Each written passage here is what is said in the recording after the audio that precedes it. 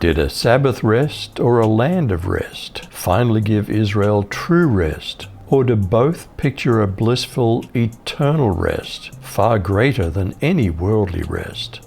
Let's begin in Joshua 11. After Israel's initial conquests, did many other kings join forces against them? When Jabin, king of Hazor, heard of this, he sent to Joab, king of Madon, and to the king of Shimron, and to the king of Akshaph, and to the kings who were in the northern hill country, and in the Arabah south of Kinneroth, and in the lowland, and in Naphoth Dor on the west, to the Canaanites in the east and the west, the Amorites, the Hittites, the Perizzites, and the Jebusites in the hill country, and the Hivites under Hermon in the land of Mizpah. And they came out with all their troops, a great horde, in number like the sand that's on the seashore, with very many horses and chariots. And all these kings joined their forces and came, and encamped together at the waters of Merom, to fight against Israel. Did God provide Israel with yet another great victory? The Lord said to Joshua, "Don't be afraid of them, for at this time tomorrow I'll cause all of them to be killed before Israel. You are to hamstring their horses and burn up their chariots." So Joshua and his whole military force surprised them at the waters of Merom and attacked them. The Lord handed them over to Israel, and they struck them down, pursuing them as far as Great Sidon and Misrephoth-Maim, and to the east as far as the valley of Mizpah. They struck them down, leaving no survivors. Joshua treated them as the Lord had told him. He hamstrung their horses and burned up their chariots.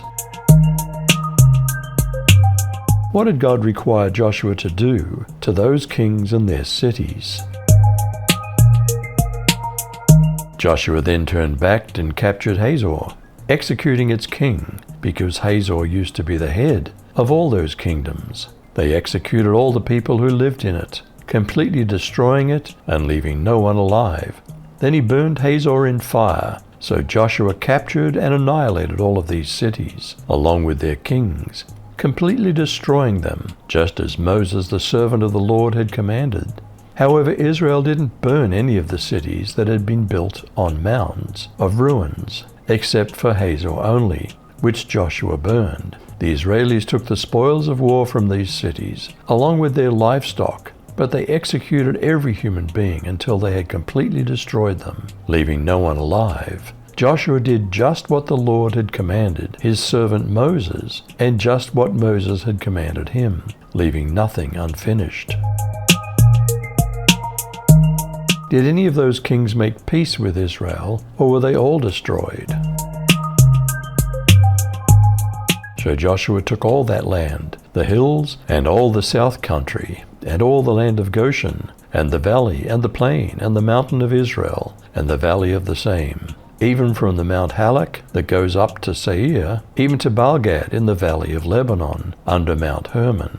And all their kings he took and smote them, and slew them. Joshua made war a long time with all those kings. There was not a city that made peace with the children of Israel, save the Hivites, the inhabitants of Gibeon. All other they took in battle. For it was of the Lord to harden their hearts, that they should come against Israel in battle, that he might destroy them utterly, and that they might have no favor, but that he might destroy them, as the Lord commanded Moses. Did Joshua finally conquer the whole land, and was there peace? Then Joshua came at that time, and eliminated the Anakim from the hill country, from Hebron, Debir, Anab, and from all the hill country of Judah, and all the hill country of Israel. Joshua utterly destroyed them with their cities. There were no Anakim left in the land of the sons of Israel.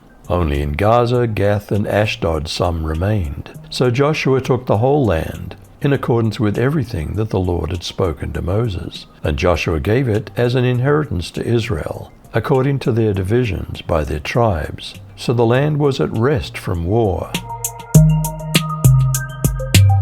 If the land was only at rest from war, what was true rest? Did a Sabbath-keeping people have true rest?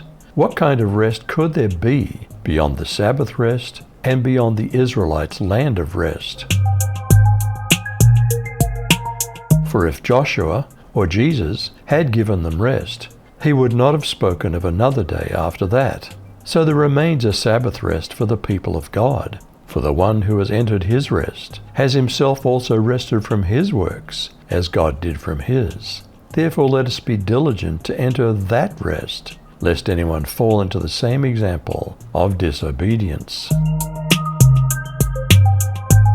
Did a Sabbath rest or a land of rest finally give Israel true rest? Or do both picture a blissful, eternal rest, far greater than any worldly rest? You decide.